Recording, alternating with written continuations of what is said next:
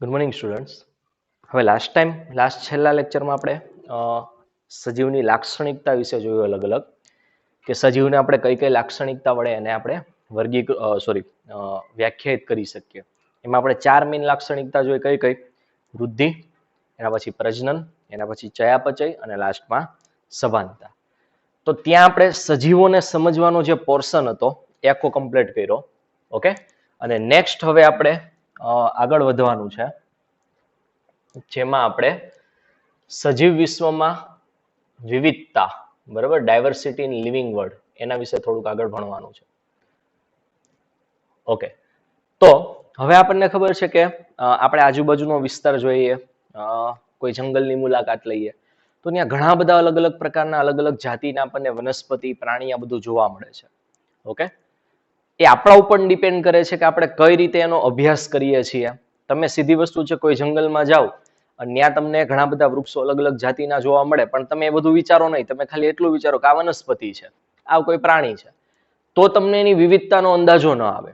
જેમ તમે તમારા વર્ગીકરણનો વ્યાપ વધારો, તમે તમારા વ્યાપને વ્યાપક બનાવો, તો તમને આઈડિયા આવે કે ભાઈ તમે વિવિધતાને ઓબ્ઝર્વ કરવા ટ્રાય કરો કે ભાઈ આમાં પણ આવા આકારનું છે, આનું પણ આવા આકારનું છે, આ વનસ્પતિમાં ફળ આ પ્રકારના આવે છે. ઓકે, તો આવી રીતના તમે જેમ વિવિધતા સમજવા ટ્રાય કરો તો તમને એ વનસ્પતિ કે પ્રાણીની અંદરની વિવિધતાનો ખ્યાલ આવે. ઓકે, અને તો તમારી અંદર એક વૈજ્ઞાનિક અભિગમ કેળવાય. તો સ્ટાર્ટિંગમાં બતાવ્યું છે કે જો તમે તમારી આસપાસ જોશો તો તમને કુંડામાં વાવેલા છોડ, કીટક, પક્ષી, પાલતુ કે અન્ય પ્રાણી તથા વનસ્પતિ જેવી સજીવોની ઘણી બધી જાતિ તમારા આજુબાજુના વિસ્તારમાં જોવા મળશે. આપણી આસપાસ એવા ઘણા સજીવો પણ છે જે આપણે નરી આંખે જોઈ શકતા નથી. મે બી કોઈ બેક્ટેરિયા હોય, વાયરસ હોય, ફૂગ હોય, એ પણ આપણી આસપાસ હોય છે, પણ એ આપણને આપણી નરી આંખે દેખાતા નથી. એના અભ્યાસ માટે આપણે માઇક્રોસ્કોપનો ઉપયોગ કરવો પડે. જો તમે અવલોકન માટેના ક્ષેત્ર વિસ્તારમાં વધારો કરો તો સજીવનો વ્યાપ અને એની વિવિધતામાં વધારો જોવા મળે છે. દેખીતી રીતે જો તમે જંગલની મુલાકાત લીધી હશે તો તમને એમાં વધુ સારી સંખ્યામાં વિવિધ પ્રકારના સજીવો જોવા મળ્યા હશે. સીધી વસ્તુ છે કે આપણે નોર્મલ જ્યાં રહેણાંક હોય, આપણું જ્યાં વસવાટ કરતા હોય, એની કમ્પેરમાં તમે જંગલમાં જાઓ તો ન્યા વનસ્પતિ અને પ્રાણીની જાતિ તમને કેવી જોવા મળે? વધુ. ઓકે, તમે જોયેલી દરેક જુદા જુદા પ્રકારની વનસ્પતિ, પ્રાણી અને સજીવોને જાતિ સ્વરૂપે રજૂ કરવામાં આવે છે. તમે જે વસ્તુ જોવો છો એ એક જાતિ છે. તમે આંબો જોવો તો એ આંબાની જાતિ થઈ ગઈ, લીમડો જોવો તો એ અલગ જાતિ થઈ ગઈ. આમ વનસ્પતિની અલગ અલગ જાતિ અને પ્રાણીની પણ અલગ અલગ શું હોય છે? જાતિ. હવે ઇમ્પોર્ટન્ટ આપણે જે કામનું છે આપેલું છે, યાદ રાખજો કે હાલના તબક્કે વિશ્વમાં 1.7 થી 1.8 લાખ જેટલી જાતિની સંખ્યા ઓળખાયેલી છે. મતલબ આંકડો એક આપણને અહીંયા ખોટો આપ્યો છે, યાદ રાખજો. ટેક્સ્ટબુક ઇંગ્લિશ એનસીઆરટીમાં આંકડો છે 1.7 to 1.8 મિલિયન. હવે 1 મિલિયન મતલબ થાય 10 લાખ. કેટલા? 10 લાખ. તો 1.7 થી 1.8 મિલિયન મતલબ થાય 17 લાખ થી 18 લાખ. ઓકે, આટલી જાતિ હાલમાં વૈજ્ઞાનિકોએ શોધી લીધી છે, એનું વર્ણન કરી દીધું છે અને એનું કંઈક પ્રોપર નામ પણ આપી દીધું છે. ઓકે, એમ કઈ ન હોય કે ભાઈ આપણે કોઈ જાતિ શોધી છે, બરાબર, તો એ ડાયરેક્ટ આપણને એનું એક લિસ્ટ રાખવું પડે ને, નહીં તો કેટલી જાતિ શોધાણી, એનો ઉપયોગ શું છે, કેવી દેખાતી હોય, એ આપણને અંદાજો જ ન આવે.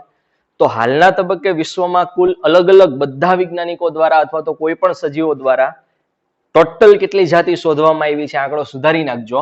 17 થી 18 લાખ જેટલી જાતિ શોધાઈ ગઈ છે. પછી એમાં વનસ્પતિ બધી આવી ગઈ અને પ્રાણી પણ આવી ગયા. ઓકે, અને એ ઓળખાયેલી છે ને એનું વર્ણન કરેલું છે, જે સંદર્ભે પૃથ્વી પર રહેલા સજીવોની સંખ્યા અને પ્રકાર એ જૈવ વિવિધતાનું નિર્દેશન કરે છે. આટલા ઉપરથી તમને અંદાજો આવી જાય કે પૃથ્વી ઉપર આવી કેટલી હજારો, લાખો, કરોડો જાતિ હશે. આટલી તો હજી શોધાણી છો, હજી શોધાવાની બાકી તો ઘણી બધી છે. ઓકે, અલગ અલગ તમે 12મા ધોરણમાં આવશો ત્યારે એક ચેપ્ટર આપણે આવે છે, અલગ અલગ વૈજ્ઞાનિક દ્વારા અલગ અલગ સર્વે કરીને પૃથ્વી ઉપર હાલમાં કેટલી જાતિ હશે એનો એક અંદાજો લગાવવામાં આવ્યો છે. તો અમુક લોકો એમ કે છે કે 70 લાખ જેટલી જાતિ છે, એમાંથી શોધાણી માત્ર આટલી છે. અમુક લોકો એમ કે છે કે 5 થી 7 કરોડ જેટલી જાતિ છે, પણ શોધાણી માત્ર કેટલી છે? 17 થી ખાલી 18 લાખ. તો આટલી જાતિ ઉપરથી તમને એમ લાગશે કે ભાઈ આ કેટલી બધી જાતિ થઈ ગઈ, એનાથી તમને વિવિધતાનો અંદાજો આવશે. આપણે અહીં યાદ રાખવું જેવું છે કે જેમ જેમ આપણે આપણા ક્ષેત્ર અવલોકનનો વિસ્તાર વધારતા જશું અને સતત નિરીક્ષણ આપણે કરતા જાય તેમ તેમ આપણને વધુ ને વધુ નવા ને નવા સજીવોની તમે જાતિ તમે જોઈ શકશો. ઓકે, આગળ વધીએ. અગાઉ દર્શાવ્યા પ્રમાણે વિશ્વમાં લાખો વનસ્પતિ અને પ્રાણી છે. આપણા વિસ્તારમાં રહેલી વનસ્પતિ અને પ્રાણીઓને આપણે આપણા સ્થાનિક નામથી ઓળખતા હોઈએ છીએ. મતલબ આ શું કહેવા માંગે છે કે ભાઈ તમે ખાલી આપણા દેશની જ વાત કરો તો માનો કે કેરી લઈએ તો આપણે ગુજરાતીમાં એને કેરી કહેતા હોય. ઓકે, હિન્દીમાં એને આમ કહીએ, ઇંગ્લિશમાં મેંગો કહેતા હોય. તો આપણે ખાલી આપણા દેશની જ વાત કરીએ ને તો પણ આપણે કોઈ એક સજીવ હોય કે એક વનસ્પતિ હોય એના અલગ અલગ નામો હોય છે જે આપણા સ્થાનિક લોકલ નામ હોય છે. હવે વિચારો કે આવા જ નામ કોઈ બીજા દેશમાં પણ હશે, ઓકે, ત્રીજા દેશમાં પણ હશે. તો તમે એક જ વસ્તુની વિચાર કરો ને તો વિશ્વના અલગ અલગ જગ્યાના અલગ અલગ નામ હોય. તો આવી રીતના એક જ વસ્તુના 100, 200, 500, 1000 નામ હોઈ શકે.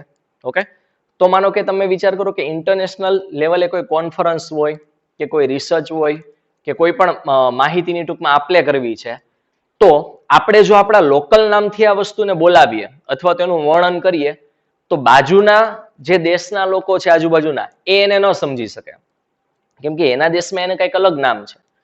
ઓકે, તો આ કન્ફ્યુઝનને દૂર કરવા વૈજ્ઞાનિકોએ શું કર્યું છે કે ભાઈ આપણે દરેક વસ્તુનું, કોઈ વનસ્પતિ હોય કે પ્રાણી, એનું વિશ્વ લેવલે એક જ નામ આપીએ, કોમન નામ, સામાન્ય નામ. અને જ્યારે ઇન્ટરનેશનલ લેવલે આવી કોઈ વાતચીત કે કોઈ રિસર્ચ કે કાંઈ પણ સ્ટડી થતું હોય ત્યારે ફરજિયાત એને એ જ નામથી બોલાવવામાં આવે. તો દરેક જગ્યાએનું એક નામ હશે તો બધા વૈજ્ઞાનિકો અથવા તો જે પણ લોકો હોય એને ઇઝીલી એને સમજ પડી શકશે કે આ ભાઈ કોની વાત થઈ રહી છે. ઓકે, તો આ રીતના દરેક કોઈ વનસ્પતિ કે પ્રાણીની જાતિ હોય એને વિશ્વમાન્ય, આખા વિશ્વમાં એક જ નામ આપવાની પદ્ધતિને કહેવાય વૈજ્ઞાનિક નામકરણ પદ્ધતિ. મતલબ પછી આંબો હોય, કેરી હોય તો એનું આખા વિશ્વમાં એક જ નામ હોય, મેગ્નિફેરા ઇન્ડિકા. તો અહીંયા પણ એને મેગ્નિફેરા ઇન્ડિકા કહેવામાં આવે, ચાઇનામાં પણ એને કહેવામાં આવે, પાકિસ્તાનમાં એ કહેવામાં આવે, ઇંગ્લેન્ડમાં પણ એ કહેવામાં આવે.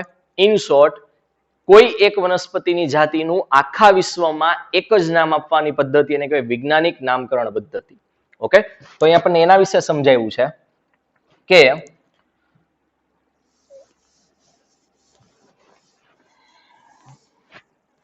ઓકે, આ બાકીનું લખતા જજો, નહીં તો આ બધું. ચાલો, શું કે છે આપણને અહીંયા? ઓકે, કે અગાઉ દર્શાવ્યા પ્રમાણે વિશ્વમાં લાખો આવી વનસ્પતિ અને પ્રાણીની જાતિ છે. આપણા વિસ્તારમાં રહેલી વનસ્પતિ અને પ્રાણીને આપણે આપણા સ્થાનિક નામથી ઓળખતા હોઈએ છીએ. આ સ્થાનિક નામ એક જ દેશના પણ જુદા જુદા સ્થળોએ કેવું હોય છે? જુદું જુદું, અલગ અલગ હોય છે. સજીવો કે જેના વિશે આપણે વાત કરીએ છીએ, જેનો ઉલ્લેખ આપણે કરવો છે, તો એમાં ઇન્ટરનેશનલ લેવલે વાત થતી હોય તેમાં મુશ્કેલી કેટલીક સર્જાઈ શકે છે. ઓકે, મુશ્કેલીનો આપણે સામનો કરવો પડે છે અને કોઈ માર્ગ ન મળતો હોય અથવા તો એકબીજા સાથે વાર્તાલાપ કરતા હોય ત્યારે આવી ઘણી બધી કન્ફ્યુઝન થવાના ચાન્સ રહેલા હોય છે. ઓકે, જેથી ચોક્કસ સજીવ વિશે એક સચોટ વર્ણન આપણે કરવું હોય કે જેના વિશે સૌ કોઈ જાણકારી મેળવી શકે, એટલા માટે સજીવોનું એક સાર્વત્રિક નામ હોવું જોઈએ, યુનિવર્સલ નામ હોવું જોઈએ, જે દરેક દેશમાં કોમન હોવું જોઈએ. ઓકે, ચોક્કસ નિયમોને અનુસરીને નામ આપવાની આવી પદ્ધતિને કહેવાય નામકરણ અથવા તો એને કહેવાય નોમેનક્લેચર. નામકરણની વ્યાખ્યા પૂછે તો શું કહેવાય? કે ચોક્કસ વૈજ્ઞાનિક અમુક નિયમો બનાવ્યા છે, એ નિયમોના આધારે આપણે કોઈ વસ્તુનું નામ આપીએ તો એને શું કર્યું કહેવાય? નામકરણ, અથવા તો એને ઇંગ્લિશમાં કહેવાય નોમેનક્લેચર. દેખીતી રીતે નામાધિકરણ ત્યારે જ શક્ય બને જ્યારે તેનું સચોટ વર્ણન કરવામાં આવે અને આપણે જાણતા હોઈએ કે નામ સાથે આપણે કયા સજીવને સાંકળતા રહીએ છીએ અથવા તો આપણે કોનો ટૂંકમાં વાત કરીએ છીએ. બરાબર, એટલે શું કહેવા માંગે છે? હું ભાઈ કોઈ નામ બોલું છું, મેગ્નિફેરા ઇન્ડિકા, બરાબર, એ કેરીનું નામ છે સાયન્ટિફિક. તો મેગ્નિફેરા ઇન્ડિકા બોલું તો સામેવાળી વ્યક્તિને એના વિશે અંદાજો આવવો જોઈએ કે ભાઈ હું કેરીની વાત કરું છું. એ અંદાજો ક્યારે આવે? તો એને ખબર હોય કે મેગ્નિફેરા ઇન્ડિકાના લક્ષણો આવા હોય, એ વનસ્પતિ આવા વિસ્તારમાં જોવા મળે, એનું ફળ આવું હોય છે, બરાબર, એના પર્ણ આવા હોય, એની ડાળી આવી હોય. તો ઇન શોર્ટ, હું કોઈ નામ બોલું અને એના આધારે તમે લક્ષણોનું એક લિસ્ટ બનાવો કે જેના કારણે એ નામના આધારે એ વનસ્પતિ ઓળખાય, એ વસ્તુને કઈ કહેવાય? ઓળખ વિધિ. એને શું કર્યું કહેવાય? ઓળખ વિધિ અથવા તો આઈડેન્ટિફિકેશન. મતલબ હું જેનું નામ બોલું છું એ વનસ્પતિના જ લક્ષણો તમારી સામે આવી જાય. ઓકે, તો શું કે છે ફરીથી જુઓ કે દેખીતી રીતે નામાધિકરણ ત્યારે જ શક્ય બને જ્યારે એનું સચોટ તમે શું કર્યું હોય? વર્ણન. ઓકે, અને આપણે જાણતા હોઈએ કે નામ સાથે કયો સજીવ સંકળાયેલો છે તેને તેની ઓળખ વિધિ કહે છે. મતલબ આ રીતના તમે પ્રોપર વર્ણન કરો એ નામ સાથે સંકળાયેલા સજીવનું, તો એને કહેવાય એની ઓળખ વિધિ અથવા તો આઈડેન્ટિફિકેશન. ઓકે, અભ્યાસને સરળ બનાવવા માટે અભ્યાસને સરળ બનાવવા માટે ઘણા વૈજ્ઞાનિકો દ્વારા અભ્યાસને સરળ બનાવવા માટે ઘણા વૈજ્ઞાનિકો દ્વારા દરેક ઓળખાયેલા સજીવને એક ચોક્કસ વૈજ્ઞાનિક નામ આપવા માટે વિવિધ પ્રકારની પદ્ધતિ પ્રસ્થાપિત કરેલી છે. હવે આપણે માનો કે કોઈ વસ્તુને નામ આપવું છે, વનસ્પતિ કે પ્રાણીને, તો ઘણા બધા અલગ અલગ વૈજ્ઞાનિકે અલગ અલગ સજેસ્ટ કર્યું, ભાઈ આ રીતે નામ આપો, આ રીતે નામ આપો, પણ બધાનું તો સ્વીકારવું શક્ય નથી. ઓકે, તો ઇન્ટરનેશનલ લેવલે એવું નક્કી કરવામાં આવ્યું કે ભાઈ કેરોલસ લિનિયસ નામના વ્યક્તિ છે, એની પદ્ધતિ છે, એનું નામ છે દ્વિનામી નામકરણ પદ્ધતિ. એના મુજબ, એ પદ્ધતિ મુજબ દરેક વસ્તુની અંદર બે નામ આવે છે, એક પ્રજાતિનું નામ અને બીજું જાતિનું નામ. તો વૈજ્ઞાનિકોએ આ જે દ્વિનામી નામકરણ પદ્ધતિ છે, જે કેરોલસ લિનિયસ નામના વૈજ્ઞાનિકે આપી, એને સ્ટાન્ડર્ડ માન્યતા આપી અને દરેકે દરેક વિશ્વની કોઈ પણ વનસ્પતિ અને પ્રાણી હોય એને આ પ્રમાણે જ નામ આપવું એવું ફાઇનલી નક્કી કરવામાં આવ્યું. ઓકે, તો એ રીતના વનસ્પતિનું કોઈ નામ હોય, બરાબર, ધારો કે તમે કોઈ વનસ્પતિ શોધી, હવે એ ઓલરેડી આગળ શોધાઈ ગઈ છે, એનું નામ આપવાનું બાકી છે કે નહીં તમને ન ખબર હોય, કેમ કે વિશ્વમાં તો ઘણી જગ્યાએ આવી બધી વનસ્પતિ અને પ્રાણીની શોધ થતી હોય. ઓકે, હવે કોઈ એક ખૂણામાં થઈ છે તો તમને નથી ખબર કે એ વનસ્પતિ શોધાઈ ગઈ છે ઓલરેડી. તો આ બધું નક્કી કોણ કરશે? કઈ શોધાઈ ગઈ છે, કઈ નથી શોધાણી, કોને નામ આપવાનું બાકી છે? ઓકે, તો એના માટે એક વનસ્પતિ જો કોઈ તમે શોધો તો IUCN, જેનું નામ છે international code four botanical nomenclature. Okay, આ સંસ્થા એ કોઈ પણ વનસ્પતિનું શોધાઈ ગઈ છે કે નથી શોધાણી, કે એનું નામ આપવાનું છે કે બાકી છે, બરાબર, આ બધું નક્કી કરશે આ સંસ્થા. એ રીતના કોઈ પ્રાણી તમે કોઈ નવું જોવો છો, એનું નામ અપાઈ ગયું છે આગળ કે નથી અપાણું, કે એ તમારે જાણવું હોય, તો પ્રાણીનું નામ માટે એ રેકોર્ડ રાખતી સંસ્થા છે, એનું નામ છે ICZN, international code four zoological nomenclature. તો આ બંને શબ્દ એ MCQ બાબતે મહત્વના. કયા કયા? કે ભાઈ કોઈ વનસ્પતિનું નામકરણ કરતી અથવા તો એના રેકોર્ડ રાખતી સંસ્થા કઈ છે, અથવા તો તમારે વનસ્પતિનું નામ બનાવવું હોય, આપવું હોય, તો તમારે ICBN ના સિદ્ધાંતો અને એના કેટલાક માપદંડ હોય, ક્રાઇટેરિયા, એને આધારિત તમારે આપવું પડે. એ રીતના પ્રાણીનું તમારે નામ આપવું હોય તો કઈ સંસ્થા છે? International code four zoological nomenclature. એના સ્ટાન્ડર્ડને આધારે તમારે નામ આપવું પડે. ઓકે, પ્લસ એક વખત જો કોઈ વનસ્પતિ કે પ્રાણીને નામ આપી દેવામાં આવે તો પછી એ સેમ નામ કોઈ બીજા વનસ્પતિ કે પ્રાણીને આપી શકાતું નથી. મતલબ આખા વિશ્વમાં એ એક નામ માટે એક જ વનસ્પતિ અથવા તો પ્રાણીનું સૂચન થઈ શકતું હોય છે. ક્લિયર? તો કોઈ પણ ભાગમાં આપવામાં આવતું આવું નામ અન્ય કોઈ પણ સજીવ માટે વપરાઈ શકતું નથી. ક્લિયર? નેક્સ્ટ આગળ વધીએ. હવે આપણે જોવાની છે દ્વિનામી નામકરણ પદ્ધતિ. કઈ પદ્ધતિ? દ્વિનામી નામકરણ પદ્ધતિ. તો ઓકે, ઓળખાયેલા સજીવનું નામકરણ આપવા માટે જીવશાસ્ત્રી મતલબ જે વૈજ્ઞાનિકો છે એને સર્વસ્વીકૃત સિદ્ધાંતોને અનુસરે છે અને દરેક વૈજ્ઞાનિક નામમાં બે ઘટક ધરાવે છે. એટલે મેં તમને કીધું હતું કે કોઈ પણ, જેમ કે હું કેરીનું અથવા તો આંબાનું વૈજ્ઞાનિક નામ આપણે કહીએ છીએ મેન્જીફેરા ઇન્ડિકા અથવા તો મેગ્નીફેરા ઇન્ડિકા. તો મેગ્નીફેરા છે એ પહેલું નામ છે જે નામ પ્રજાતિનું હોય છે, અને બીજું નામ ઇન્ડિકા એ જાતિનું નામ હોય છે. આમ તમે જુઓ તો દરેક વનસ્પતિ કે પ્રાણીના નામમાં બે શબ્દ આવેલા છે. એટલા માટે આ પદ્ધતિને નામ આપવામાં આવ્યું છે દ્વિનામી નામકરણ પદ્ધતિ. આ નામની અંદર બે શબ્દ હોવાથી એને કીધું છે દ્વિનામી નામકરણ પદ્ધતિ. ઓકે, એમાંનું પહેલું જે નામ હોય છે એ વંશગત નામ અથવા તો જેનેરિક નામ અથવા તો સિમ્પલ ભાષામાં યાદ રાખો પ્રજાતિનું નામ હોય છે, અને જાતિ સંકેત સ્પેસિફિક નામ મતલબ જે આ જાતિનું નામ છે એના પછી આવે છે, એટલે કે અનુક્રમે પ્રજાતિ પહેલા અને પછી કોનું નામ? જાતિનું નામ આવે છે. બે ઘટકો સાથે નામ આપવાની આ પદ્ધતિને શું કહેવામાં આવે છે? દ્વિનામી નામકરણ પદ્ધતિ, જેને ઇંગ્લિશમાં કહેવાય છે બાયનોમિનલ નોમેનક્લેચર. ઓકે, જે કયા વૈજ્ઞાનિકે આપેલી? કેરોલસ લિનિયસ નામના વૈજ્ઞાનિક દ્વારા આપવામાં આવી હતી. બધા જ વૈજ્ઞાનિકો આખા વિશ્વમાં કોઈ પણ જગ્યાએ આ જ પદ્ધતિને અનુસરે છે અને એ જ રીતે સજીવોને, ટૂંકમાં વનસ્પતિને, પ્રાણીને નામ આપવામાં આવતા હોય છે. બે શબ્દ ધરાવતી નામકરણ પદ્ધતિ એ સાનુકૂળ સાબિત થઈ છે અને દરેક વૈજ્ઞાનિકે એને શું કર્યું છે? એક્સેપ્ટ કરેલી છે. ઓકે, હવે આપણે આ દ્વિનામી નામકરણ પદ્ધતિ છે એના કેટલાક નિયમો અને કઈ રીતે નામકરણ કરવામાં આવે છે એ ઉદાહરણ લઈને આપણે સમજવાનું છે. ઓકે ઓકે, તો નેક્સ્ટ આપેલું છે આપણને કે આપણે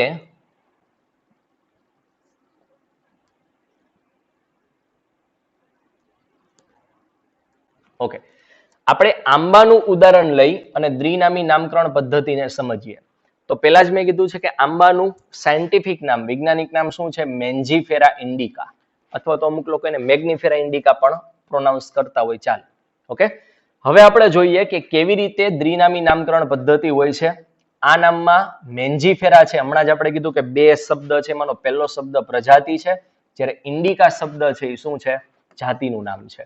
ઓકે, નામકરણ માટે બીજા પણ કેટલાક સાર્વત્રિક નિયમો છે કે કઈ રીતે નામ આપવું, એ નિયમો ખાસ યાદ રાખવાના છે, આપણને પૂછાય છે. ઓકે, એમાંનું પહેલું નિયમ છે કે જીવશાસ્ત્રી નામ, તમે જે આ બાયોલોજીકલ નામ આપો છો, સાયન્ટિફિક નામ, એ હંમેશા લેટિન ભાષામાં હોવું જોઈએ. ઓકે, લેટિન ભાષામાં એટલા માટે કે લેટિન ભાષાને ડેડ લેંગ્વેજ, એક મૃત ભાષા કહેવામાં આવે છે. હવે જો આપણી કોઈ રેગ્યુલર લેંગ્વેજમાં, ઇંગ્લિશમાં કે ગુજરાતીમાં, ધારો કે હિન્દીમાં કે ગમે એ નામ આપવામાં આવે, તો આપણી ભાષા છે ને જીવંત છે, હાલમાં બોલાતી હોય છે, અને જે વસ્તુ બોલાતી હોય, ચાલુ હોય, એમાં કન્ટિન્યુ ચેન્જ આવતા હોય, બદલાવ આવતા હોય. તો નવા નવા શબ્દ મે બી અત્યારે પોસિબલ છે, પણ લેટિન લેંગ્વેજ છે એ જૂની છે. ઓકે, વર્ષો પહેલા બોલાતી હતી, એ હવે ફિક્સ થઈ ગઈ છે, એમાં કઈ ચેન્જ નથી આવતો. ઓકે, એટલા માટે ખાસ યાદ રાખજો કે સાયન્ટિફિક નામ હંમેશા લેટિન ભાષામાં હોવું પડે. ઓકે, કેમ કે અત્યારે માનો કે રેગ્યુલર ભાષામાં નામ લખીએ આપણે અને કંઈક નવા વર્ડ આવે તો એમ પાછા ચેન્જ કરવા પડે, પણ વૈજ્ઞાનિક નામ તો ક્યારે બદલી નથી શકાતું. એટલે હંમેશા યાદ રાખજો, પહેલું તો કઈ લેટિન ભાષામાં હોવું જોઈએ, પ્લસ એને ઇટાલિક્સમાં લખાય છે. મતલબ તમે જ્યારે એને લખો, બરાબર, જો અત્યારે હું આને લખું ને તો મારે એને નીચે અંડરલાઈન કરવી પડે. જેમ કે મેન્જીફેરા ઇન્ડિકા, જો અહીંયા હું આને આખું લખું,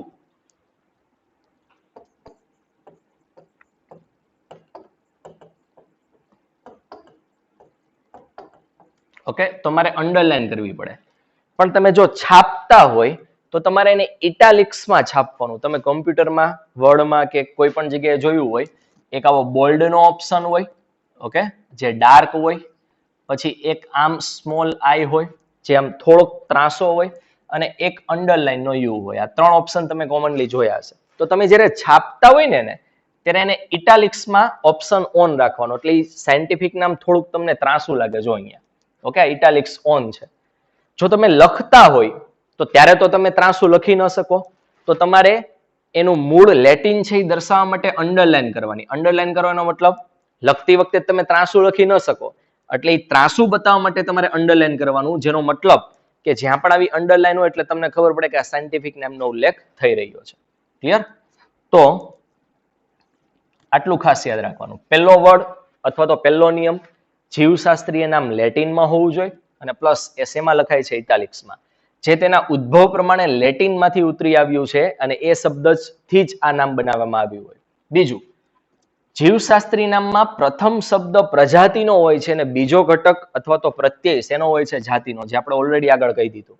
ઓકે, ત્રીજો નિયમ, જીવશાસ્ત્રીય નામમાં, મતલબ બાયોલોજીકલ નામમાં, તમે જો એને લખતા હોય હાથથી, તો દરેક શબ્દ નીચે તમારે શું કરવાનું? અંડરલાઈન કરવાની. જે તેનું મૂળ ઉદ્ભવ લેટિન છે, એટલે લખતા હોય તો અંડરલાઈન કરવાની, છાપતા હોય તો એને શેમાં છાપવાનું? ઇટાલિક્સમાં, જેના આધારે તમને ખબર પડે કે આ વર્ડ કયો છે? લેટિન છે. ચોથું, પ્રજાતિનું જે નામ હોય, મતલબ મેન્જીફેરા, તેનો પહેલો અક્ષર તમારે કેપિટલ કરવાનો, મેન્જીફેરા. ઓકે, અને ઇન્ડિકા છે એનો બીજો અક્ષર તમે ન કરો તો એ આખે આખો વર્ડ સ્મોલમાં હોય તો ચાલે. ક્લિયર? તો આપણો ચોથો નિયમ કે પ્રજાતિના નામનો પ્રથમ મૂળાક્ષર મોટી લિપિમાં મતલબ કેપિટલ લેટરમાં લખવો, જ્યારે ચોક્કસ જાતિનું નામ છે એ આખું નાની લિપિમાં લખવામાં આવે છે, મતલબ સ્મોલ લેટરમાં. જેમ કે લખ્યું છે મેન્જીફેરા ઇન્ડિકા, તેમાં એમ તમે જોઈ શકો કેવો છે કેપિટલ. ઓકે, તો આ રીતના કેટલાક નિયમોને આધીન તમે નામ આપવામાં આવે છે. હજી એક નિયમ છે આમાં સાથે સાથે કે મેન્જીફેરા ઇન્ડિકા એની શોધ કયા વૈજ્ઞાનિકે કરી હતી? તો આની શોધ લિનિયસે પોતે જ કરેલી છે. ઓકે, મેન્જીફેરા ઇન્ડિકા નામ એ લિનિયસ પોતે જ આપેલું છે. તો એ ચોક્કસ પ્રત્યય પછી એક ચોક્કસ જીવશાસ્ત્રી નામ અંતમાં સંશોધકનું નામ સંક્ષિપ્તમાં લખવામાં આવે છે. મતલબ આ લિનિયસે શોધ્યું છે મને ખબર છે, હવે મારે દર્શાવવું હોય તો આ નામ પતી જાય પછી હું કેપિટલમાં અહીંયા એલ કરીશ, જેનો મતલબ એવો થશે કે આ કોણે શોધ્યું છે? લિનિયસ નામના વૈજ્ઞાનિકે. દાખલા તરીકે મેન્જીફેરા ઇન્ડિકા ને પછી આ રીતના આમ લખો તોય ચાલે, કેપિટલ એલ સિમ્પલી એક કરો તો પણ ચાલે. તો પાછળ LINN લખ્યું છે એનો મતલબ કે આ કોણે શોધ્યું છે? લિનિયસે. તે દર્શાવવામાં આવે છે કે આ જાતિનું સૌ પ્રથમ વર્ણન લિનિયસ દ્વારા કરવામાં આવ્યું છે. ક્લિયર? તો આ કેટલાક રૂલ્સ છે, બરાબર, જે તમારા વૈજ્ઞાનિક નામકરણ પદ્ધતિના આ બધા શું હતા? નિયમો.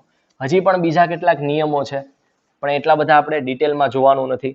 એક ટુટોનોમી કરીને શબ્દ આવે. ટુટોનોમી મતલબ પ્રજાતિનું અને જાતિનું નામ સેમ હોય. ઓકે, અને આવું ખાસ કરીને જેમ કે ઉદાહરણ આપું, નાજા નાજા. શું? નાજા એ પ્રજાતિનું નામ છે, જાતિનું નામ એ નાજા છે. તો બે સેમ નામ હોય, પ્રજાતિનું અને જાતિનું, એને કહેવાય ટુટોનોમી. ઓકે, જેમ કે નાજા નાજા સાપનું નામ છે, અને આવી ટુટોનોમી જનરલી પ્રાણીના નામમાં અથવા તો પ્રાણીના કેસમાં જોવા મળે. વનસ્પતિના કેસમાં હંમેશા બંને નામ કેવા હોય છે? અલગ અલગ. ક્લિયર? તો ઘણા બધા બીજા રૂલ્સ છે, પણ એટલું બધું આપણે ડિટેલમાં આપણી મોડ્યુલમાં જો કે આપ્યું છે, પણ આપણે એટલું બધું ડિટેલમાં જવું નથી. ક્લિયર? ઓકે, હવે નેક્સ્ટ આપણને વર્ગીકરણ શું છે? પહેલા આપણે નામકરણ વિશે ભણ્યા, હવે વર્ગીકરણ શું છે એના વિશે આપણે અભ્યાસ કરવાનો છે. હવે વર્ગીકરણ તમને અંદાજો હશે, આપણે વર્ગીકરણ પહેલેથી કરતા આવીએ છીએ, એમાં કઈ નવું નથી. કે આપણે માનો કે તમે જોયું હોય કે આપણે કોઈ પણ ચીજ વસ્તુનો ઉપયોગ કરવો હોય, જે આપણે વારંવાર ઉપયોગમાં લેવાતી હોય, કોઈ ક્યારેક ઉપયોગમાં લેવાતી હોય, તો એને આપણે પ્રોપર ગોઠવણી કરતા હોય. ઓકે, એને આપણે વર્ગીકરણ કર્યું કહેવાય. સિમ્પલી ઉદાહરણ આપું, તમારા ઘરમાં તમારા મમ્મી છે, બરાબર, એ રસોઈ બનાવતા હોય, તો એ કિચનનો રસોડાની જે પણ ચીજ વસ્તુ હોય ને એનું એ વર્ગીકરણ કરે કે ભાઈ એને જે રોજ વસ્તુ જે યુઝ કરવાની હશે એ એની આજુબાજુમાં રાખશે. મોટા વાસણ છે એ આજુબાજુમાં ન રાખે, ચમચી છે, થાળી, વાટકા, એ બધું નજીક રાખીએ આપણે. જે ક્યારેક આપણે યુઝ કરવાનું હોય એને આપણે દૂર ઉપર માળિયામાં કેમ મૂકતા હોય. તો આ સિમ્પલી આપણે વર્ગીકરણ કર્યું. ઓકે, હું માનો કે ક્લાસમાં બેઠેલા સ્ટુડન્ટનું વર્ગીકરણ કરું તો એના ઘણા બધા પેરામીટર હોય છે. કોણ ગર્લ્સ છે, કોણ બોયઝ છે, આ જાતિના આધારે વર્ગીકરણ. કોણ ચશ્મા પહેરે છે, કોણ ચશ્મા નથી પહેરતું. તો આવા અલગ અલગ પેરામીટરના આધારે હું વર્ગીકરણ કરતો હોય. આ વર્ગીકરણ એટલા માટે કરવામાં આવે કેમ કે મારા કામમાં મને સરળતા પડે. હું કોઈ માનો કે દરજીની વાત કરું, દરજીને બોલાવું તો એ વર્ગીકરણ કઈ રીતે કરે? ક્લાસમાં બેઠેલા છોકરાનું, ગર્લ્સ છે કે બોયઝ કેટલા છે એના આધારે. કેમ કે એને માનો કે યુનિફોર્મ તમારો બનાવો છે, તો એને આ વર્ગીકરણથી સહેલું પડે. હું માનો કે કોઈ બીજી વસ્તુની વાત કરું છું, હું ધારો કે તમને આખી સ્કૂલ છે અને હું એમ કહું છું કે હું પોતે સાયન્સનો ટીચર છું, તો મારે કોમર્સના સ્ટુડન્ટનું કંઈ કામ ન હોય, તો હું વર્ગીકરણ કરું તો કોના આધારે કરું? ભાઈ સાયન્સ વાળા કેટલા છે, કોમર્સ વાળા કેટલા છે, ખબર પડે છે? આમ આપણે આપણી કાર્ય પદ્ધતિને, આપણા કામને સરળ બનાવવા માટે આપણે હંમેશા વહેંચણી કરતા આવ્યા છીએ. એમ અહીંયા સજીવનો તમારે અભ્યાસ કરવો હોય તો વિશ્વના બધા સજીવનો એકસાથે તમે અભ્યાસ ન કરી શકો. તો તમારે સરળતા ખાતર દરેક સજીવને આપણે એના લક્ષણના આધારે અલગ અલગ કેટેગરીમાં વેચવાની જે સ્થિતિ છે અથવા તો એનું જે વિજ્ઞાન છે અથવા તો પદ્ધતિ છે એને કહેવાય વર્ગીકરણ, ક્લાસિફિકેશન. ઓકે, તો એના વિશે આપણને સમજાવ્યું છે. ઓકે, શું કીધું છે કે મે બી બધા જ સજીવનું નામ આપવું શક્ય નથી. વિશ્વમાં તો કેટલા સજીવ છે, હજી તો આપણે 17 થી 18 લાખ જ શોધી શક્યા ને એના નામ આપી શકાય, એનું વર્ણન કર્યું. આવા તો ઘણા બધા સજીવ છે, તો બધાનું નામ આપવું કે એનું વર્ણન કરવું પોસિબલ નથી. ઓકે, તો આ રીતના બધા જ સજીવોનું નામાધિકરણ કરવું શક્ય ના પણ હોય, જેથી પ્રથમ કક્ષાએ સજીવોનું અર્થકારક તમારે પહેલા વહેંચણી કરવી પડે, જૂથ વહેંચણી કરવી પડે. ઓકે, આ પદ્ધતિને કહેવામાં આવે છે શું? વર્ગીકરણ, અથવા તો એને ઇંગ્લિશમાં યાદ રાખજો, એને કહેવાય શું? ક્લાસિફિકેશન. આમ વર્ગીકરણ એક એવી કાર્ય પદ્ધતિ છે જેમાં કોઈ પણ સજીવને વર્ગીકૃત કરવાની સગવડ ભરેલી કક્ષાની વ્યવસ્થા હોય છે. ઓકે, હવે માનો કે સ્ટુડન્ટ બધા ભણવા આવે છે સ્કૂલમાં, હવે બધાને એક સાથે ભણાવવામાં આવે નહીં, એના ધોરણ મુજબ અલગ અલગ વર્ગખંડ બનાવવામાં આવે અને એમાં જ એને અભ્યાસ કરાવવામાં આવે. તો મારે બધા સજીવને વેચવા છે તો હું એક એમનેમ વેચી શકીશ નહીં. હું એક કેટેગરી હું બનાવી દઈશ, કેટેગરી કક્ષા જેને કહીએ આપણે સિમ્પલી. ઓકે, કે ભાઈ આમાં આવતા સ્ટુડન્ટ હોય 8મા ધોરણ વાળા તો એ આ ક્લાસમાં બેસે, 9મા વાળા આ ક્લાસમાં, સાયન્સ વાળા આ ક્લાસમાં. ખબર પડે છે? આમ વર્ગીકરણ એવી પદ્ધતિ છે જેમાં મારી પાસે અલગ અલગ કક્ષા હોય અને કક્ષાના આધારે હું સજીવનું શું કરી શકું? વર્ગીકરણ. ક્લિયર? તો અહીંયા શું કહે છે કે વર્ગીકરણ પદ્ધતિમાં કોઈ પણ સજીવને વર્ગીકૃત કરવા માટે સગવડ ભરેલી કક્ષાની વ્યવસ્થા હોય છે, તેમજ એને સરળતાથી નિરીક્ષણ કરી શકાય તેવા લક્ષણો ઉપર આધારિત હોય છે. મતલબ વનસ્પતિ એક કક્ષા બને, પ્રાણીની કક્ષા બને, કૂતરા છે, બિલાડી છે, કીટકો છે, આ બધા જૂથને આપણે ઓળખી શકીએ છીએ અને આવા જૂથના શબ્દનું પ્રયોજન કરતાની સાથે જ આપણે તે જૂથના ચોક્કસ લક્ષણ સાથે શું થાય છે? જોડાઈ જઈએ છીએ. હું તમને એમ કહું મનુષ્ય એટલે તરત તમને મગજમાં આઈડિયા આવી જાય કે મનુષ્ય કેવો હશે. હું તમને એમ કહું માછલી તો તરત તમને ખબર પડી જાય કે માછલી ક્યાં રહીએ, એ કેવી દેખાતી હોય, એના લક્ષણો કેવા હોય, તરત તમને એના વિશે આઈડિયા આવી જાય. ઓકે, તો માનો કે આપણે કૂતરા વિશે વિચાર કરતા હોઈએ ત્યારે આપણે સમક્ષ એ કૂતરાની એક છબી આપણી સમક્ષ આવી જાય છે, નહીં કે બિલાડીની. કૂતરાનો તમે વિચાર કરો તો કૂતરો જ મગજમાં ફિટ થાય, બિલાડી ન આવે.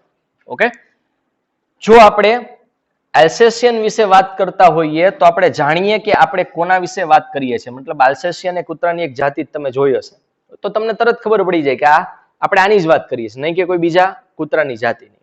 ઓકે, એ જ રીતે કોઈ સસ્તન પ્રાણી જૂથની આપણે વાત કરીએ તો તેમાં એના પ્રાણી વિશે વિચાર કરતા હશો. જેમ કે સસ્તન હું તમને કહું એટલે તરત તમને કેટલાક લક્ષણ આવે કે બાહ્ય કર્ણપલ્લવ હોય. આપણે કર્ણપલ્લવ છે ને એ માત્ર સસ્તનમાં જોવા મળે. શરીર ઉપર એને વાળ હોય છે, રૂવાટી આપણી આછી હોય છે. આ સસ્તનના લક્ષણ થઈ ગયા. એવી જ રીતે આપણે વનસ્પતિની જો વાત કરીએ, જો ઘઉં વિશે આપણે વાત કરીએ તો તરત આપણા મગજમાં ઘઉંની એક છબી ઉત્પન્ન થાય છે, નહીં કે ચોખાની કે કોઈ અન્ય વનસ્પતિની. આથી કૂતરા, બિલાડી, સસ્તન, ઘઉં, ચોખા, વનસ્પતિ, પ્રાણી એ દરેકે દરેકનો અભ્યાસ કરવા માટે સુલભ કક્ષા પાડેલી હોય છે. ઓકે, કક્ષા મતલબ હું તમને એમ કહું કે ભાઈ મારે તમને કંઈક અભ્યાસ કરાવવો છે, હું ઓલવેઝ સ્ટુડન્ટનું માનો કે ઉદાહરણ આપું છું. હું એમ કહું કે મારે બાયોલોજી ભણાવવું છે તો હું કઈ જગ્યાએ જાઉં? 8મા ધોરણના ક્લાસમાં જઈશ. ઓકે, અથવા તો હું કહું કોમર્સનો મારે સબ્જેક્ટ ભણાવવો છે કોઈ, તો હું કોમર્સના ક્લાસમાં જ જાઉં, નહીં કે કોઈ સાયન્સના કે કોઈ નીચેની કેટેગરીના ક્લાસમાં. ઓકે, તો અહીંયા શું કહે છે કે આપણને આ રીતના દરેકે દરેક સજીવની એક એક કક્ષા હોય છે અને એ કક્ષામાં રહેલા સજીવનો જ તમે માત્ર શું કરી શકો છો? અભ્યાસ કરી શકો. ક્લિયર? નેક્સ્ટ આગળ વધીએ. ઓકે, તો હવે કેટલાક ઇમ્પોર્ટન્ટ ટર્મ આવશે આપણે જોવાના છે, યાદ રાખજો.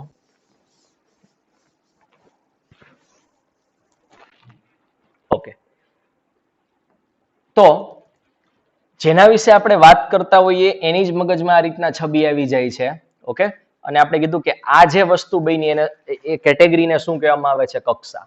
જેમ કે આથી કૂતરા, બિલાડી, સસ્તન, ઘઉં, ચોખા, વનસ્પતિ, પ્રાણી દરેકે દરેકના અભ્યાસ કરવા માટે સુલભ શું પાડેલી હોય છે? કક્ષા. આ કક્ષા માટે વૈજ્ઞાનિક શબ્દ એ વર્ગક અથવા તો ટેક્સા વાપરવામાં આવે છે. આ જે કેટેગરી છે ને, એ ક્લાસ જેને આપણે કહીએ વિદ્યાર્થીનો, એ ક્લાસને સાયન્ટિફિકલી નામ વર્ગક અથવા તો શું આપ્યો છે? ટેક્સા શબ્દ આપ્યો. આમ વર્ગક એ જુદી જુદી કક્ષાનું નિર્દેશન કરે છે. વનસ્પતિનું પણ એક વર્ગક બને, ઘઉંનું પણ એક વર્ગક બને, એ રીતે પ્રાણી, સસ્તન, કૂતરા એ બધાનું એક એક શું બને છે? વર્ગક. પરંતુ એનું લેવલ અલગ અલગ હોય છે. જેમ કે હું પ્રાણી કહું તો એ ઉપરનું વર્ગક થયું. ઓકે, એ પ્રાણીની અંદરમાં એનું નીચેનું વર્ગક શું આવે? સસ્તન. ક્લિયર? એ જ સસ્તનની નીચેનું વર્ગક શું આવે? કૂતરું. તો આ દરેકે દરેક વર્ગક બને છે પણ એનું લેવલ અલગ અલગ હોય છે. પ્રાણી એ ઊંચું લેવલ થઈ ગયું. ઓકે, સસ્તન એનાથી નીચું વર્ગક થઈ ગયું, કૂતરું એનાથી નીચું વર્ગક થઈ ગયું. તો શું કહે છે કે આ દરેકે દરેક સજીવો છે એક વર્ગક બને છે. પરંતુ તમે જાણો છો કે કૂતરા એ સસ્તન છે અને સસ્તન બધા શેમાં આવે છે? પ્રાણીમાં. કૂતરા સસ્તનમાં આવે ને સસ્તન શેમાં આવે? પ્રાણીમાં. આથી પ્રાણી, સસ્તન, કૂતરા એ જુદા જુદા સ્તરે આવેલી વર્ગક છે, અલગ અલગ લેવલની વર્ગક છે તો બધી વર્ગક. ક્લિયર? આમ લાક્ષણિકતાના આધારે બધા જ સજીવને વિવિધ વર્ગકમાં વર્ગીકૃત કરી શકાય છે અને વિવિધ વર્ગકમાં વર્ગીકૃત કરવાની આ પ્રક્રિયાને કહેવાય છે વર્ગીકરણ. પહેલા આપણે બહુ સિમ્પલ વેમાં કહી દીધું કે ભાઈ વર્ગકમાં અથવા તો અલગ અલગ કેટેગરીમાં વહેંચવાની પદ્ધતિને કહેવાય વર્ગીકરણ. પણ પછી તમને વર્ગક સમજાવ્યું કે વર્ગક શું છે, તો એક કક્ષા છે કે જેમાં તમે સજીવને વહેંચી શકો, મૂકી શકો. ઓકે, આવી બધી કક્ષામાં તમે સજીવોને મૂકો ત્યારે તમે એનું શું કર્યું કે વર્ગીકરણ. ફરીથી આ શું કહે છે કે વિવિધ વર્ગકમાં વર્ગીકૃત કરવાની આ પ્રક્રિયાને શું કહેવામાં આવે છે વર્ગીકરણ. અને વર્ગીકરણ પદ્ધતિના અભ્યાસને કહેવાય છે વર્ગીકરણ વિદ્યા અથવા તેને ઇંગ્લિશમાં કહેવાય ટેક્સોનોમી. વર્ગીકરણ ઇંગ્લિશમાં ક્લાસિફિકેશન કહેવાય અને વર્ગીકરણ કરવાની આ પદ્ધતિને કહેવાય વર્ગીકરણ વિદ્યા અથવા તો એને કહેવાય ટેક્સોનોમી. ઓકે, સજીવની કોષ રચનાની સાથે સાથેના બાહ્ય લક્ષણો, એના આંતરિક લક્ષણો, આ બધી બાબતનો અભ્યાસ કરી અને એનું વર્ગીકરણ કરવામાં આવતું હોય છે.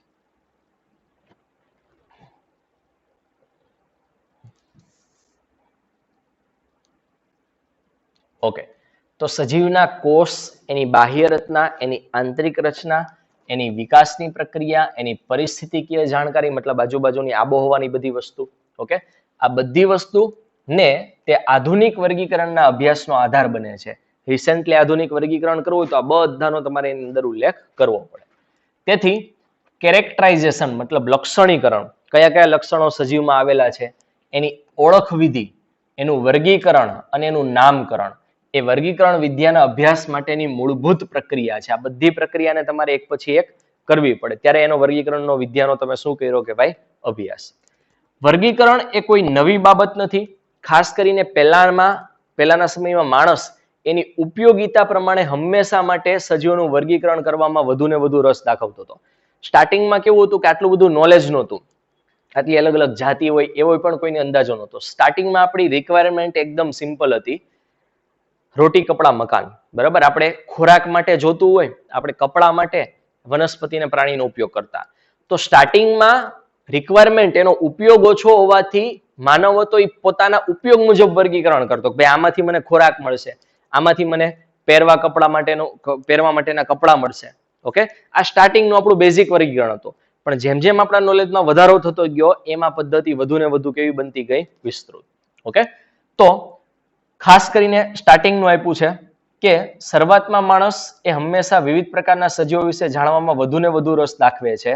શરૂઆતના દિવસમાં માનવ તેની પાયાની જરૂરિયાત જેમ કે ખોરાક, પહેરવા ઓઢવા અને આશ્રયના સ્ત્રોતના શોધતો હતો. જેથી શરૂઆતનું વર્ગીકરણ એ વિવિધ સજીવોની ઉપયોગિતા આધારિત હતું. એ સજીવને ક્યાં એનો ઉપયોગ કરવાનો છે એના આધારે એનો શું કરતો, વર્ગીકરણ કરતો. પણ ત્યાર પછી માનવ માત્ર સજીવોને જુદા જુદા પ્રકાર અને એની વિવિધતા વિશે વધુ ને વધુ જાણવામાં રસ દાખવતો નહોતો, પરંતુ તેની વચ્ચેના સંબંધ કેળવવા લાગ્યો. મતલબ કે ખાલી ઉપયોગિતા નહીં, એને આપણી સાથે શું સંબંધ છે, એ બીજા એકબીજા સાથે શું સંબંધ ધરાવે છે, આવી ઘણી બધી બાબતો એ પોતે જાણવા લાગ્યો. અને આ પ્રકારના અભ્યાસની શાખાને પદ્ધતિસરનું વિજ્ઞાન અથવા તો સિસ્ટેમેટિક્સ તરીકે ઓળખવા લાગ્યા આપણે. ઓકે, સિસ્ટેમેટિક શબ્દ એ લેટિન વર્ડ છે જેનો મતલબ થાય છે, સિસ્ટેમા શબ્દમાંથી ઉતરી આવ્યો છે, જેનો અર્થ થાય છે સજીવોની પદ્ધતિસરની ગોઠવણી. સિસ્ટેમેટિક, આપણે એમ કહીએ ને સિસ્ટેમેટિક કામ કરવું છે, આમ મતલબ પદ્ધતિસરનું કામ કરવું છે, આડું અવળું ગમે એમ નહીં. તો સિસ્ટેમેટિક શબ્દ એ પદ્ધતિસરની વહેંચણી અથવા તો ગોઠવણીઓનો મતલબ થાય છે. લિનિયસે તેનું એક પ્રકાશન, લિનિયસ પોતે બુક બનાવતા એનું ટાઇટલ પણ એક એવું એને આપેલું કે સિસ્ટેમા નેચરા. ઓકે, બુકનું ટાઇટલ હતું, જેનો મતલબ થાય છે કે પદ્ધતિસરનું આ રીતના વર્ગીકરણ કરીએ, આપણે ગોઠવણી કરીએ. પછી જેમ જેમ પદ્ધતિસરની આ વિજ્ઞાનનો વ્યાપ વધતો ગયો તેમ તેમ તેમાં ઓળખ વિધિના નિયમો, નામકરણ કઈ રીતે કરવું, વર્ગીકરણનો તેમાં સમાવેશ ધીમે ધીમે થતો ગયો. અને પદ્ધતિસરનું વિજ્ઞાન એ સજીવોના વચ્ચેના ઉદ્વિકાસના સંબંધના અહેવાલોને પણ ધ્યાનમાં લેવા લાગ્યું. મતલબ આપણે ઉદ્વિકાસ કહીએ ને કે ભાઈ વાનરમાંથી આપણે ઉતરી આવ્યા, બરાબર, આપણે એક પ્રકારની ઉદ્વિકાસ દર્શાવતા હોય. તો આ બધી વસ્તુ તો પેલા પદ્ધતિસરના વિજ્ઞાનમાં ઇન્ક્લુડ થતી હતી, પણ આગળ જતા ઉદ્વિકેશીય સંબંધનો પણ એનામાં ઇન્વોલ્વ કરવામાં આવ્યો. અને આ રીતના ધીમે ધીમે વર્ગીકરણ છે કેવું બનતું ગયું, વ્યાપક. ક્લિયર? તો આજે જે આપણે વસ્તુ જોઈ એમાં સૌથી પહેલા તો આપણે કઈ વસ્તુ જોઈ, સિમ્પલ છે, આમાં કાંઈ નવું નથી. મેં ઇમ્પોર્ટન્ટ અમુક વસ્તુ કીધી છે, ખાલી એટલું તમારે યાદ રાખવાનું છે. સ્ટાર્ટિંગમાં સૌથી પહેલા આપણે કઈ બાબત જોઈ કે ભાઈ વિવિધતા કેવી કેવી છે સજીવની. આ વિવિધતા ધરાવતા આટલા બધા સજીવનો તમારે અભ્યાસ કરવો હોય તો એમનેમ ન કરી શકો, તમારે એક વર્ગીકરણ કરવું પડે. ઓકે, એ માટે પણ આપણે સૌથી પહેલા નામ આપવું પડે અને ઓળખ વિધિ કરવી પડે. ઓકે, આ નામ આપવા માટેની આપણે દ્વિનામી નામકરણ પદ્ધતિ જે લિનિયસ નામના વૈજ્ઞાનિકે આપેલી છે એના નિયમો આપણે કેટલાક જોયા. એના પછી નામકરણ થઈ ગયું, ઓળખ વિધિ થઈ ગઈ. હવે તો કે હવે આપણે એને પ્રોપર વહેંચણી કરવી પડે, કેમ કે દરેકે દરેક સજીવને નામ આપવા પોસિબલ નથી. તો આપણે વર્ગીકરણ કરવું હોય તો એના માટે એક કેટેગરીની રચના કરવી પડે અલગ અલગ, જેમાં આપણે સજીવને મૂકી શકીએ. તો આવી કેટેગરીને કક્ષા કહેવાય, અને કક્ષાને સાયન્ટિફિકલી આપણે વર્ગક અથવા તો ટેક્સા એવું નામ આપ્યું. તો દરેકે દરેક સજીવની અલગ અલગ કેટેગરી અથવા તો કક્ષા હોય છે, પણ એના લેવલ કેવા હોય છે અલગ અલગ. એ આપણે ઉદાહરણ દ્વારા સમજ્યા કે પ્રાણીનું એક કક્ષા બને, સસ્તનની કક્ષા બને, કૂતરાની કક્ષા બને, પણ પ્રાણીની કક્ષા ઉપરની કહેવાય, એની અંડરમાં સસ્તન આવે, એની અંડરમાં કૂતરો આવે. તો આ રીતના કઈ રીતે વર્ગક બનાવવામાં આવે છે, કેવી સુવિધા હોય છે એમાં વહેંચણી કરવાની, એના વિશે આપણે જોયું. અને લાસ્ટમાં આપણે એમ જોયું કે વર્ગીકરણ છે એ પહેલેથી કરવામાં આવતું રહ્યું છે, એ કોઈ હાલની પદ્ધતિ નથી. વર્ગીકરણમાં કઈ કઈ વસ્તુને ધ્યાનમાં લેવામાં આવે છે, તો કોષનું બંધારણ, એના આંતરિક લક્ષણો, એના બાહ્ય લક્ષણો, એનો ઉદ્વિકાસ કઈ રીતે થયો છે, આ બધું ધ્યાનમાં લેવામાં આવે છે. ઓકે, સિસ્ટેમેટિક શું છે, તો કે પદ્ધતિસરનું વિજ્ઞાન છે, જેમાં સજીવોનું નામકરણ, એની ઓળખ વિધિ, એનું વર્ગીકરણ, આવું બધું કરવામાં આવે છે. અને લાસ્ટમાં આપણે જોયું કે હવે એના ઉદ્વિકાસીય સંબંધને ધ્યાનમાં રાખીને પણ વર્ગીકરણ કરવામાં આવે છે. પહેલા એકદમ સિમ્પલ વર્ગીકરણ કરવામાં આવતું હતું એના ઉપયોગના આધારે, કેમ કે સજીવનું નોલેજ લિમિટેડ હતું, એને ક્યાં વનસ્પતિ કે પ્રાણીનો ઉપયોગ કરવાનો છે એના આધારે એનું વર્ગીકરણ કરતા. પણ જેમ જેમ આપણું નોલેજ વધતું ગયું એમ વર્ગીકરણ પણ વધુ ને વધુ શું બનતું ગયું, વ્યાપક. અને હાલમાં આપણે એકદમ સિસ્ટેમેટિક વર્ગીકરણ કરીએ છીએ, જેથી આપણે સિમ્પલી દરેકે દરેક સજીવનો શું કરી શકીએ, અભ્યાસ. ક્લિયર? તો હવે નેક્સ્ટ વર્ગીકરણની આ બધી કક્ષા કેવી કેવી હોય છે, ઓકે, એમાં કોને કોને મૂકવામાં આવે છે, એ બાબતે શું ધ્યાને લેવું જોઈએ, આ બધું આપણે નેક્સ્ટ લેક્ચરમાં હવે જોશું. ક્લિયર?